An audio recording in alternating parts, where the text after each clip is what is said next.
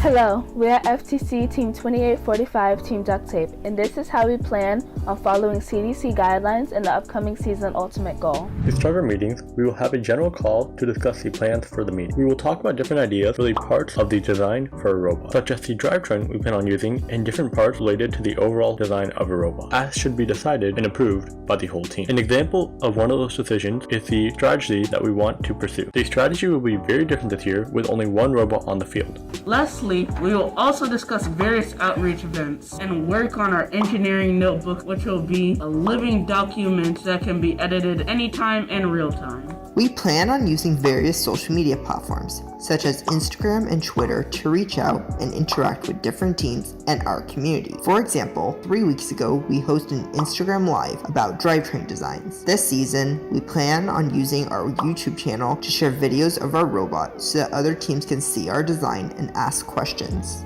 The programming sub-team has adapted to our newly faced challenges in a couple of different ways. One of the biggest changes is our utilization of Google Meet screen sharing feature to edit code from home in real time. Using this, we can write the frameworks needed for our different subsystems, such as the drivetrain and our autonomous framework, using temporary estimated values in our command scheduler. Once ready, the programming sub-team will go to Amrock to perform integration testing, as well as edit the distance and speed values in the autonomous programs. By implementing these new measures, we are doing our part to minimize the risk of further spreading COVID-19.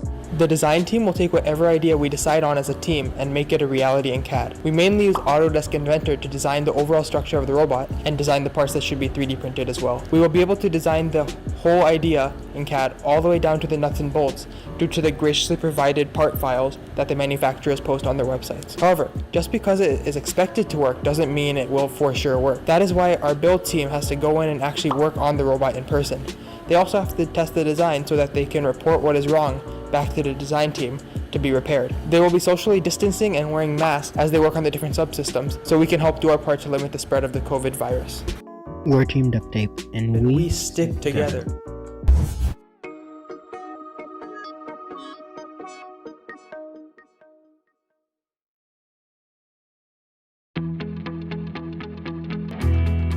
To me, gracious professionalism is about helping everyone to perform their best. One of my favorite memories is the time I zip-tied my opponent's robot back together in one of the last qualifier matches of our league championship. Gracious professionalism is knowing that even though we compete with or against other teams, we will always be friends and cheer each other on. To me, gracious professionalism is where everybody who's at the table can be valued for their own individual set of skills. To me, gracious professionalism means being positive and respectful to everyone, no matter the situation. Gracious professionalism is working in collaboration with your fellow competitors, ensuring that no matter who ends up getting first place, everyone walks away feeling supported and having learned something. Gracious professionalism to me means working with a diverse group of individuals from different backgrounds and cultures to innovate and create a big, caring society. Gracious professionalism is about more than gaining technical skills and competing. It's about being a good team member, a good volunteer, and a good person. Gracious professionalism means being true to myself and others by respecting and supporting everyone, no matter what side of the field they are on, in competition and in life. Gracious professionalism is the foundation from which a massive tech community like FIRST is built upon. All of the creativity and teamwork and inspiration for kids to build the future starts with all of us nurturing an environment of respect and acceptance.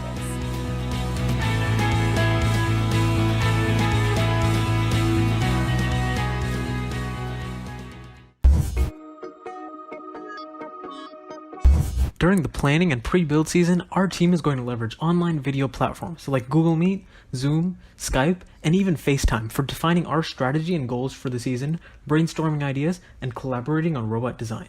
Even throughout the build season, we plan to meet virtually for most team activities other than build and testing. We plan to use online collaboration tools such as Ziteboard and Google Jamboard to share ideas and to draw prototypes.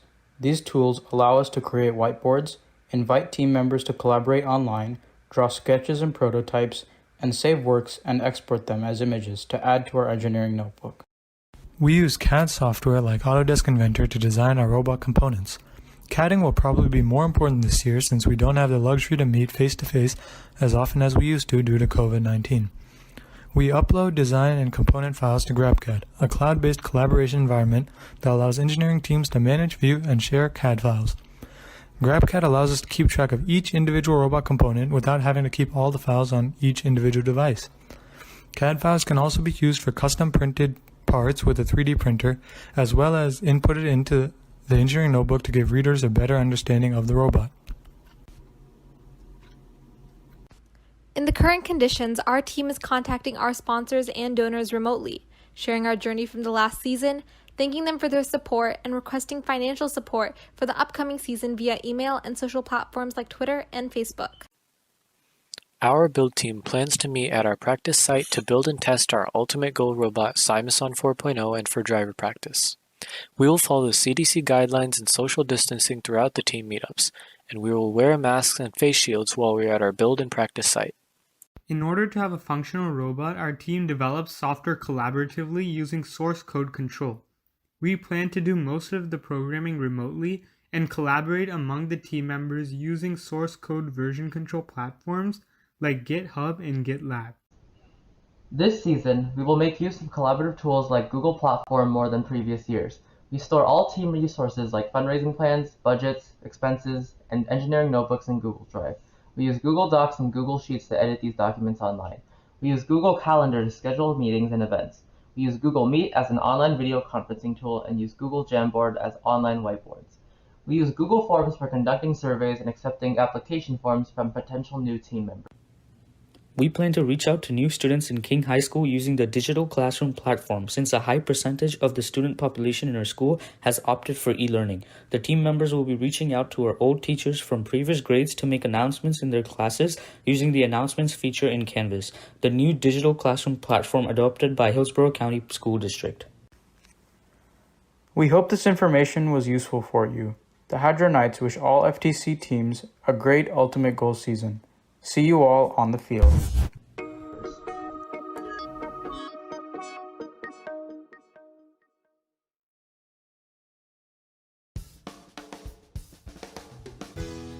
Gracious professionalism can be hard to define, but it's essential to talk about and think about with your team and in your community. The ideals of gracious professionalism tie education to success. According to Woody Flowers, one of the main strengths of gracious professionalism is its dual modality. Gracious is mostly about feelings, both yours and those of others. Professionalism is mostly about knowledge and its application for good. Combining the two is important. So learn everything you can and experience helping others as often as you can. Being an effective contributor is a huge part of feeling good about yourself. Rational self-esteem is a big deal, and it is a likely outcome from practicing gracious professionalism while busting your chops in first. So go forward and represent the best of yourself and first.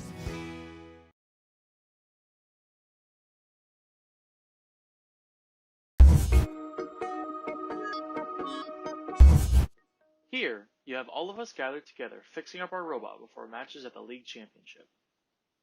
In March of this year, COVID-19 swept the nation and closed down schools, and with this, we lost access to our robotics lab and gained new social distancing restrictions. Because of the new guidelines put in place due to COVID-19, we have to make some changes to the way our program runs.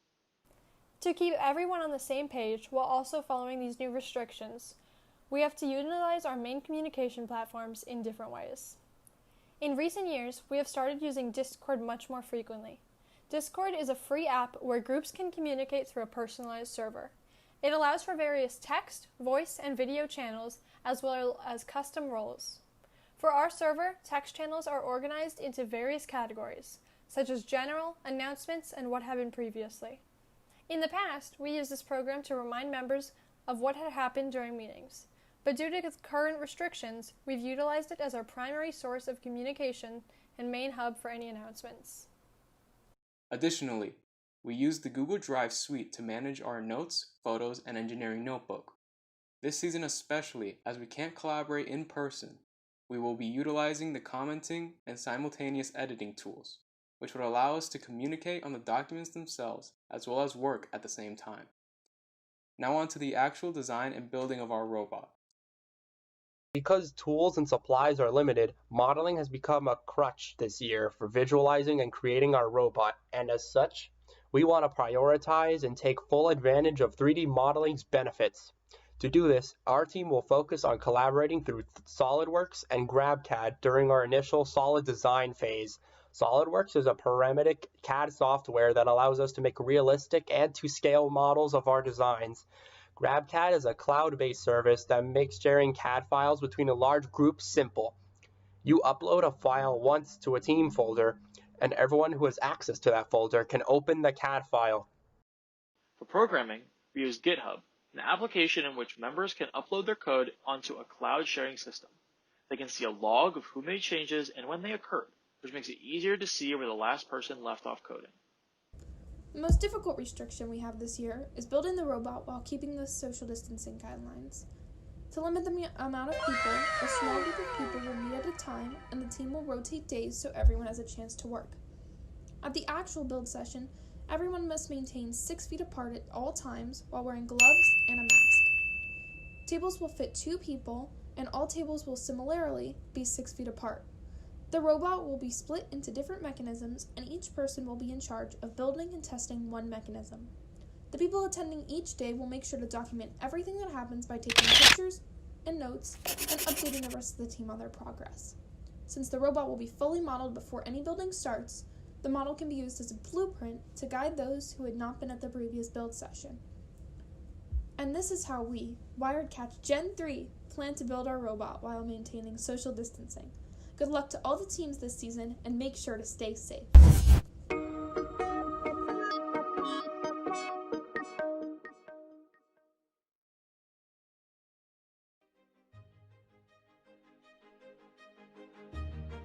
For centuries, sports have played an integral part of our culture. Moving, collaborating, competing, celebrating. We rally around our athletes, lift them up, and admire their awe-inspiring moments and stories that give us hope. The nature of traditional sports is shifting, and we have the power to be forces for change and redefine the game. No matter whether our talents lie on the court, in the lab, or with a controller in hand, there's an athlete inside each and every one of us. Let's work together to champion every sport and every person that plays the game. It's time for us to revolutionize the way we play and move. It's time to be game changers.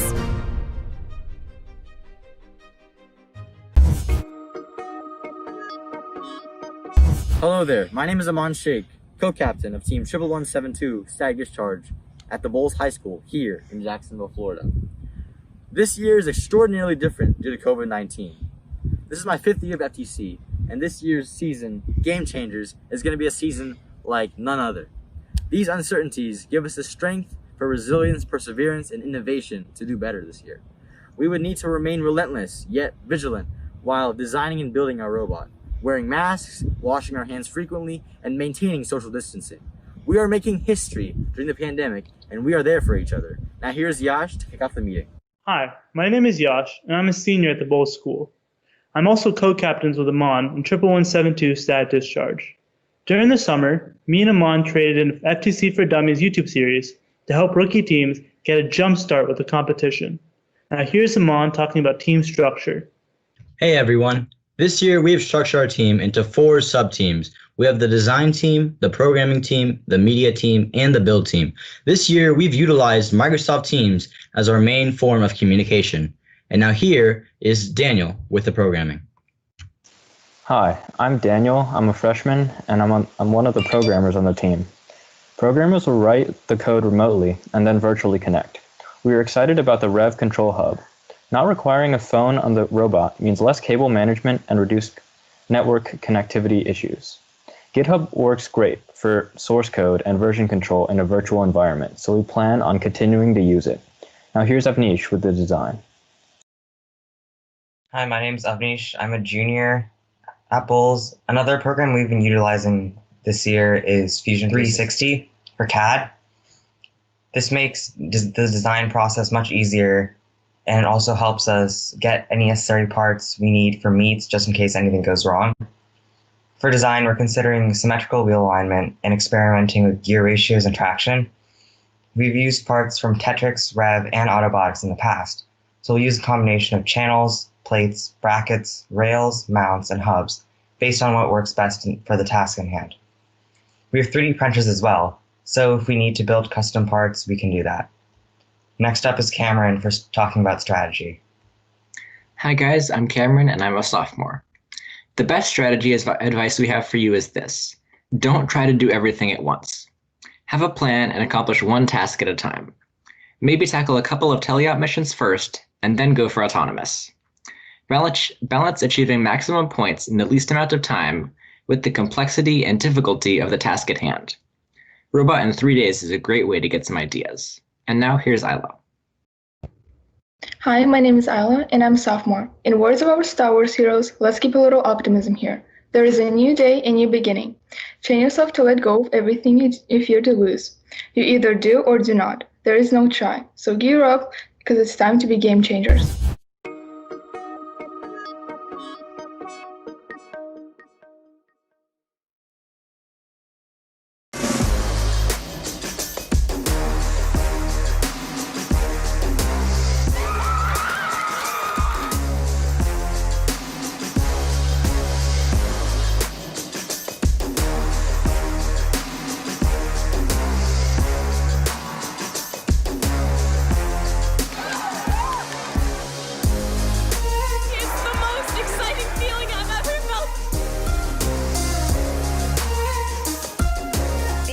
Alumni means that I have an entire world of connections.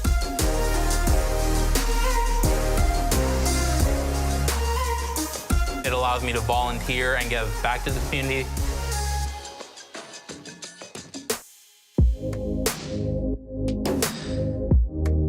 I think first can really prepare you to solve any number of the world's big problems. The skills that you're going to be learning can completely change the future.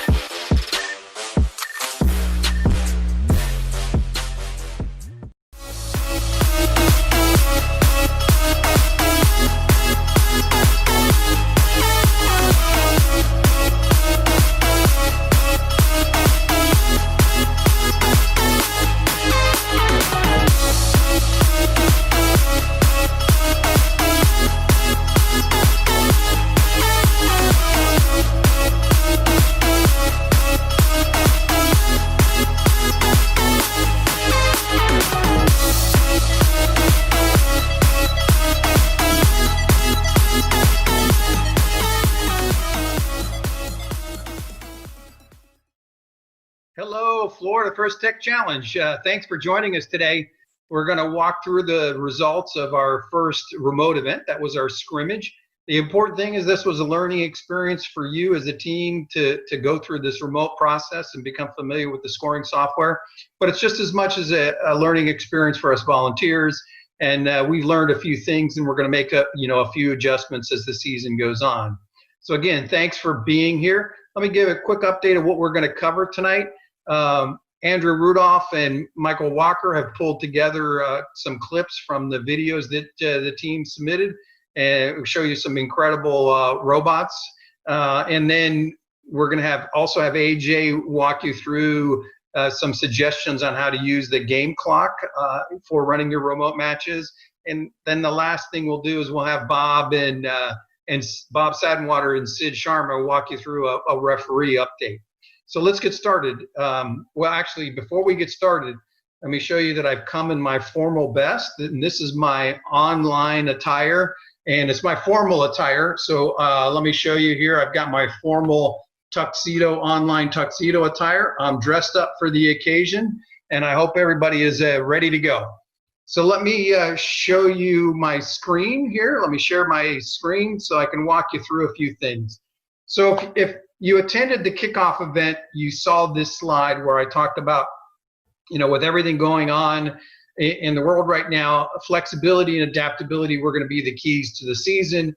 And you'll see that we already are demonstrating that because we're kind of making a few minor changes to the event process here, okay? And that starts with, we're going to change the schedule a little bit to include Sundays. One of the pieces of feedback that I received from teams was that they really would like both Saturday and Sunday to potentially run their matches. And so we're extending, as you can see here, the date for the remote events until Sunday at midnight. So you now have until Sunday, which means we need a little bit of time to prepare for the celebration event. And so the celebration event is going to be moved to a Thursday following the event, and here's those updated dates. And I will put this in an email broadcast out to you. The other important thing that we're going to be doing during these sessions is walking through videos that we get from teams and showing some interesting design ideas. So again, I encourage teams, this is not required at all, but I encourage teams to please share your experience and post a video on the Florida FTC website. And then, here's some of the teams that have submitted based on what I saw on Monday morning. And I want to call out one team, and that's 14191 Galactics Girls. Thank you for the super slow-mo video of your robot shooting the rings. I thought that was really pretty cool. That was a lot of fun. The other thing I'd like to kind of give you some thoughts on is where you can get some information on how to set up your field. I know I've received feedback from some teams that they don't have the funds and the space to run a full field. Well, you don't have to have the space for a full field. Let me show you here. So a great source of information is really to go to First Tech Challenge and then go to game and season information. And this is the screen that you'll see here. And then what you'll do is you click on game materials, and you can see here's where the game manual is, the field assembly guide, some information about how to run road events, how to access the scoring software. But way down here, there's also a link to a blog. And one of the things I like about the blog is it's a nice source of additional information that gets posted out there. And so as you can see, here's a blog about how you can run remote events. And as you can see here, you don't need floor tiles, you don't need walls, you just need an 8x12 space to set your field up, and the exterior components can be built using cardboard. And really what this allows you to do is significantly reduce the cost. And what I mean by that is if you go to the Andy Mark website, you can purchase only the game elements. It's only $58. You don't have to buy everything if you want to. So just one suggestion, and you're going to hear some more suggestions from other people later tonight. I don't think this meeting will take too long, But again, thanks for attending and thanks for participating in our first scrimmage. All right, hey everybody. Hans, thank you so much for giving us that wonderful update. He's, an amazing guy, does everything. My name is Andrew Rudolph. I'm one of your state announcers, MCs, whatever you want to call it. And we're here to do, a scrimmage for ourselves as well. This is our second live show, I guess you'd say, but our first attempt at this celebration show. We're going to go over a few different things. We're going to go to have some tech tips for your teams from AJ, one of our FTAs. We're going to talk to the refs. Of course, we're going to look at some robots and look at the rankings, including Boombots. They actually sent us a video, and I guess you could say that they're technically still the world champion. So I'm sure everyone's really excited to see what they put together this year for their machine. Hopefully draw some inspiration from what they've got, and you'll get to see that later on in the show. But first, we're going to learn some tech tips from AJ, one of our FTAs, talking about a pretty interesting way you can run your matches if you don't have an internet connection. Hi everyone, AJ here with a tip for First Tech Challenge teams. Many of you are working through your first remote matches. Hopefully, if you have access to the internet in the area where you're running those matches, then you're using the FTC scoring software to score those matches live. If you don't have access to the internet and you're using paper score sheets, there is a match timer available to you right in the Driver Station app. To get to it, you'll just have to change the Driver Station app into landscape mode. To do that, go to the menu and tap Settings. Look for Driver Station Layout and choose Landscape Mode. Then swipe close the app and reopen it.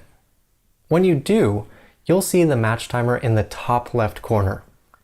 Tap the small play button and it'll give you the option of starting the timer in any point in the match's progression. If you start it right at the beginning, it'll give you a 3-2-1 countdown before it starts the time.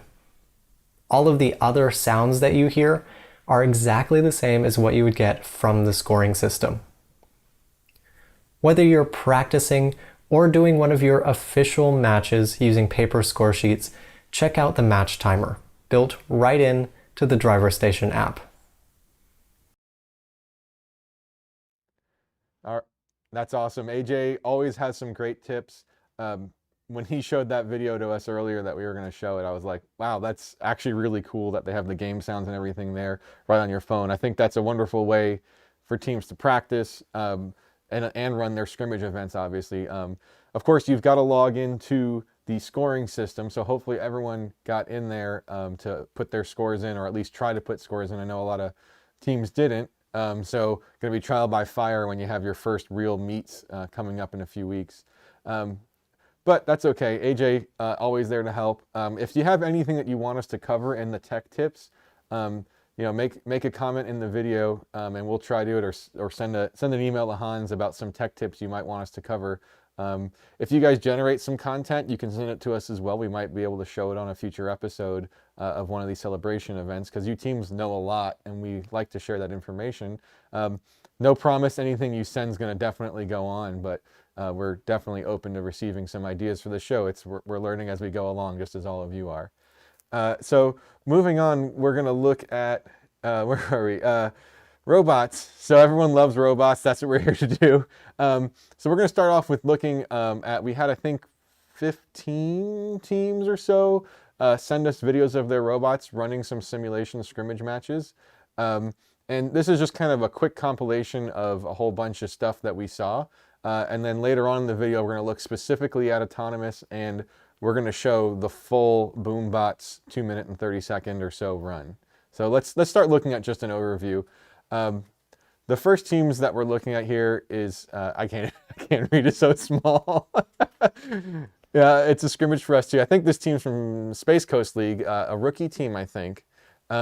Just show 2845. 2845, thanks, Mike. There's a lot of things you can do in the game that are pretty simple. We're looking at, it's just some simple mechanisms, picking up the game pieces. Oh, some nice Mecanum drive action there from the team. I can't read their number. Hopefully you can. They're shooting up high. A nice sequence of scoring here. Remember, there's when you interact with those games. Oh, this is end game. Oh, nice. Okay. I thought we might have still been in the beginning. So that's a big bonus to put those put the wobble goals over. Another great example here of how those goals wobble around and can roll. You can see that actually you can push the goals, and you remember you get those points if you can get them back to the starting line for endgame. So as you can see, a relatively basic robot has the ability to push the goal around and get some points, which is great, because if you're like that first bot we saw where it's just a wedge, you can still score points for your alliance. That video we love because it's like a super... Oh, here we go. This is the slow-mo shooter video that we were talking about, Hans talked about earlier. It's pretty impressive to see how those wheels actually flex and move and everything. And here's an actual shot. I mean, you can see that long range. I mean, that's very impressive for the team from the Aero Coast League, shooting up high. It's amazingly consistent. I remember it's surprising to me how well these game pieces are flying. So moving on, remember you can also score low. This is a nice simple conveyor belt bot that can just drive up and dump game pieces, dump the rings in the low goal, and scoring over the wall there at the end. As you can see, there's a lot of different robots. It's still scrimmage time, and if you guys didn't submit videos or you were afraid to run a match and actually put a score in, I mean, I'm sure a lot of you saw some like, oh my gosh, amazing stuff, but there's also some stuff there that you're just like, oh, that's just like us. Like, we only have a drivetrain right now and we can push wobble goals around. And it's, it's a challenging year. I mean, and you even saw that not every team has a full field. There's teams who just have some tiles on the floor. So don't be discouraged thinking, oh my gosh, we're so far behind. You're not that far behind. I mean, that was, I think, 15 of our 90 teams in the state or whatever we've got this year. So like I said, we're going to do some more robot videos. We're going to go a little deeper into the autonomous mode coming up here. But first, we're going to step into the question box with two of our state referees, Bob and Sid, for a little discussion about some observations they've made. Hello, everyone. This is Referee Bob and Referee Sid here to give you a quick update on some new changes and clarifications to the rules that have been posted in the forum in the last couple of weeks that you might want to be aware of before we have our next real meet coming up the first week of December. How you doing today, Sid? Doing well, thank you, Bob. How are you? I'm doing well also. Staying safe and healthy. And good afternoon or good evening, good day, everyone. We're excited. We want to go through some few scenarios here and some updates to help you navigate these challenging times with the rules and forum. Okay, that's great. And now, shall we move to some clarification that has happened recently and an update with respect to this power shot targets, which is GS13. Can you elaborate a little bit on that so that we can teams can understand what they're up for at this point?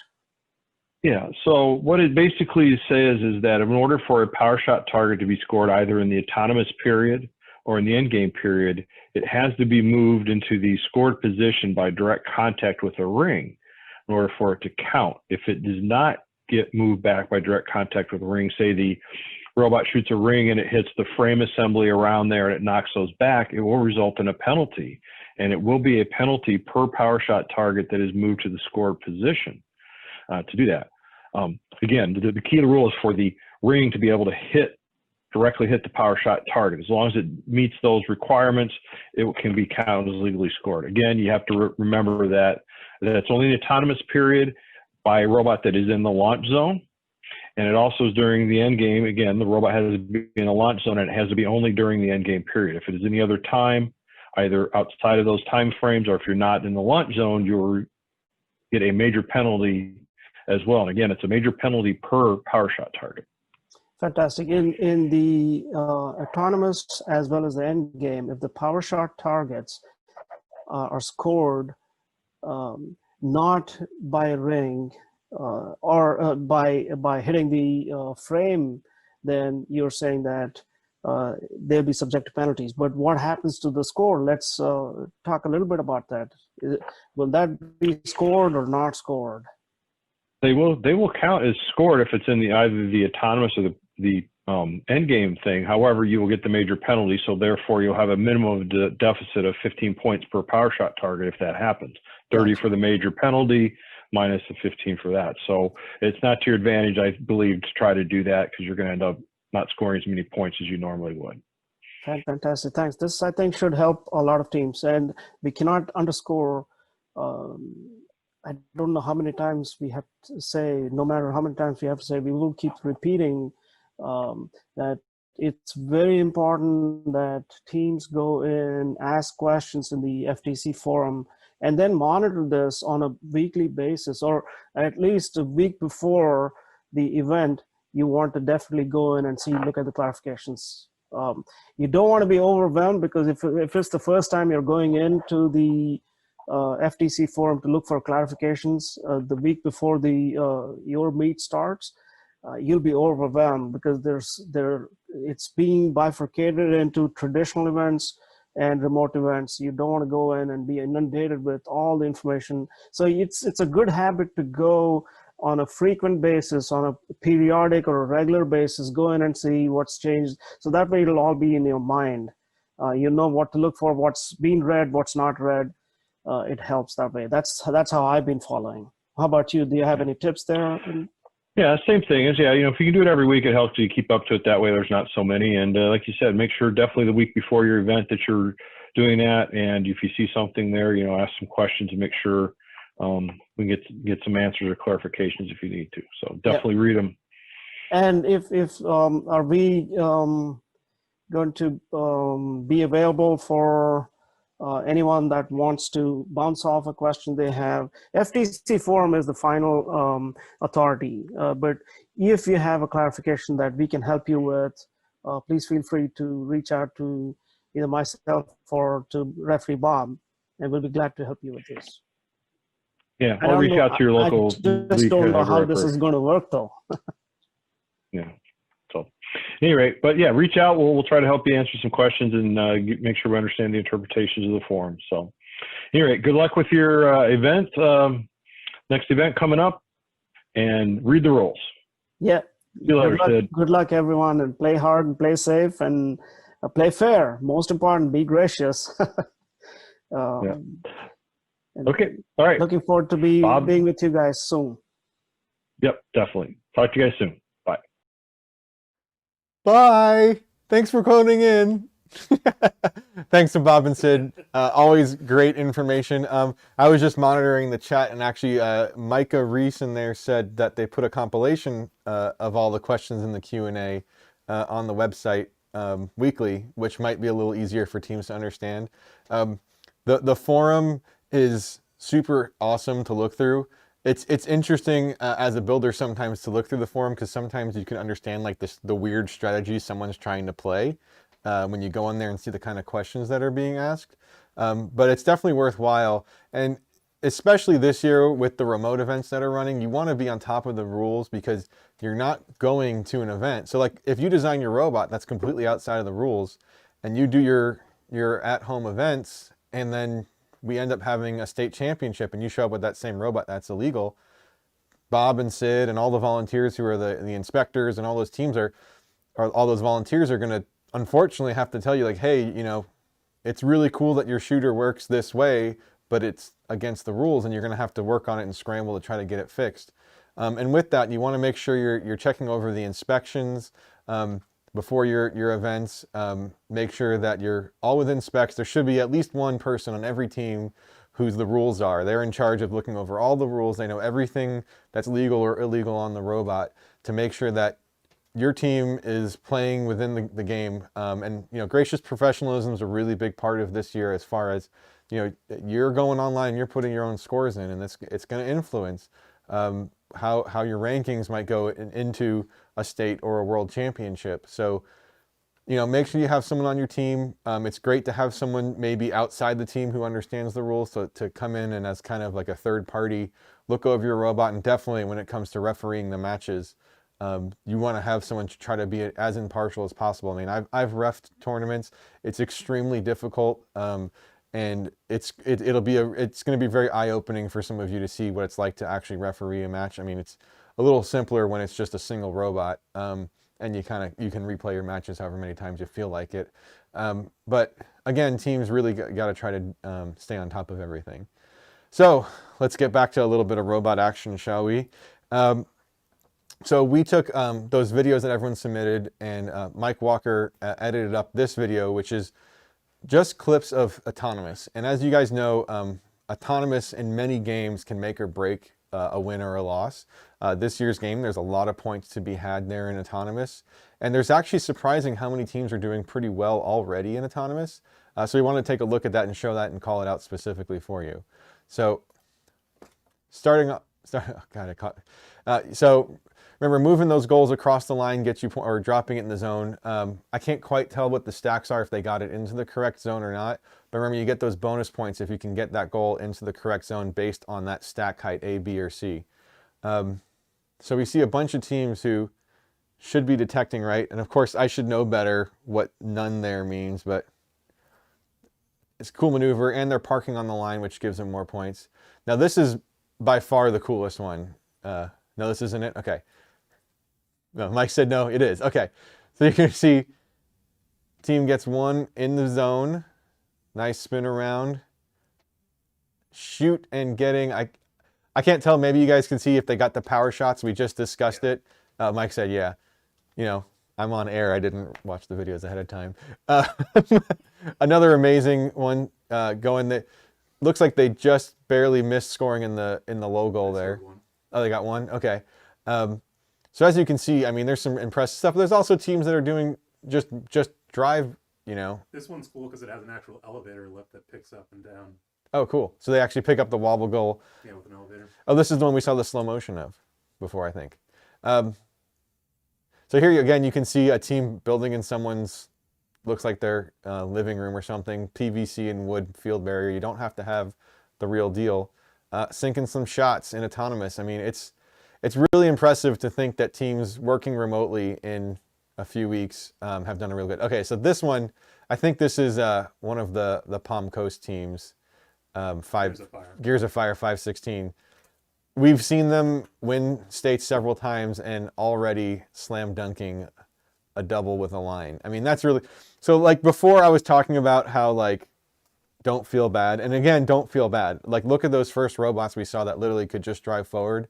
Remember, you get points for just having your robot drive forward and park on the line, or you push the wobble goal into the zone. It's hard to do that detection right away, but through the tools that FTC gives you, Vuforia and all that vision tracking stuff, there's a lot of stuff out there. And with that, you should really go and look online, especially on YouTube. There's a lot of teams who've been putting up really good content. There's a group from Oregon who put up a video that shows you how to remotely program your robot, like via a remote desktop type of program. And it's really interesting because everyone's struggling with how to do these remote builds. Those videos we had in the pre-show from kickoff were some teams talking about it, which, by the way, I think at the end of the season or just at some point during the season, it'll be interesting to hear from some of the teams how their practice to their reality went with the remote builds. But that's for another episode.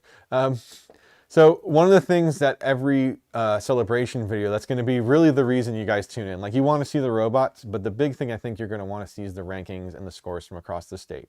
Now, this week, since it was a scrimmage, teams weren't really required to put a real score in.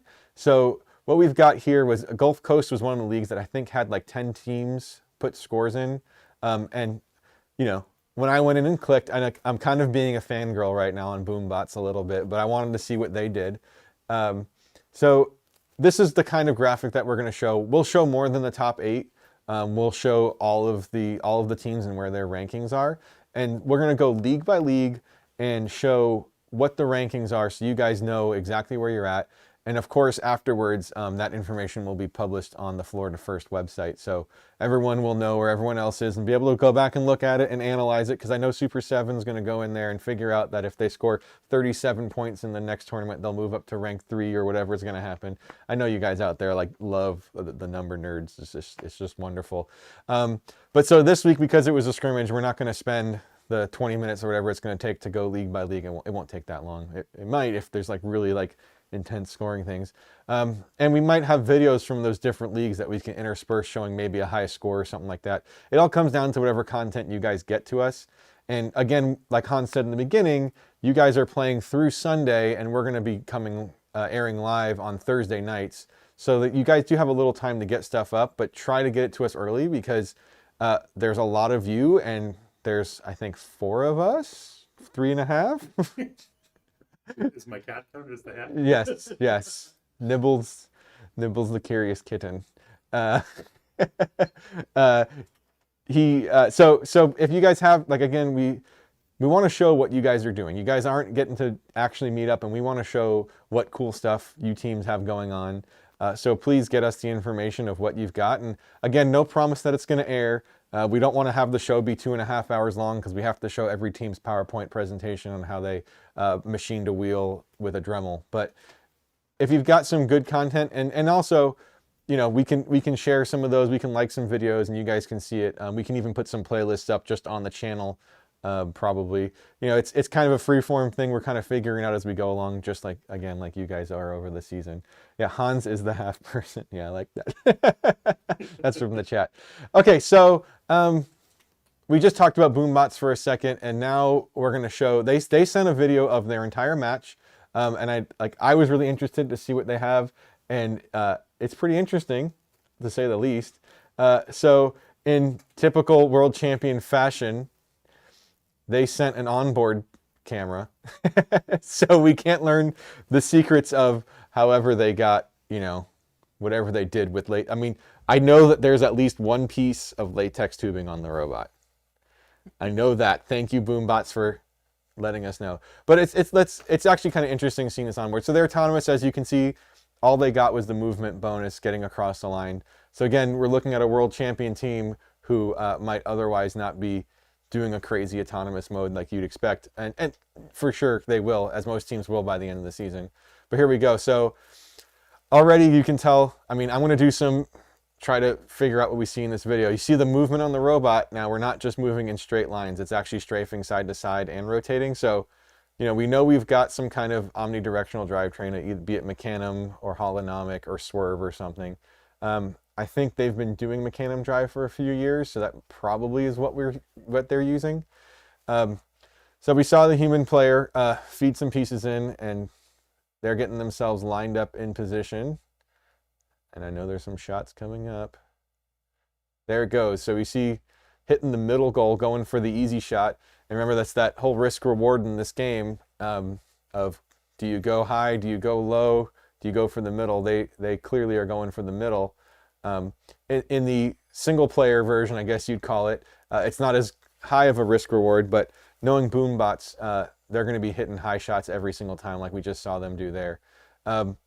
Skilled driving, getting themselves lined up. I'm sure when we're seeing this strafing, they must be picking up off the side of their robot or the side of their shooter, because with their Mecanum Drive, again, you can rotate in any direction to shoot. So picking stuff up, we got 40 seconds left. Moving up to the corner, probably maybe picking up a few more game pieces. Getting themselves lined up maybe for a couple more shots. It looks like a little off, but they're going for power shot. There it goes.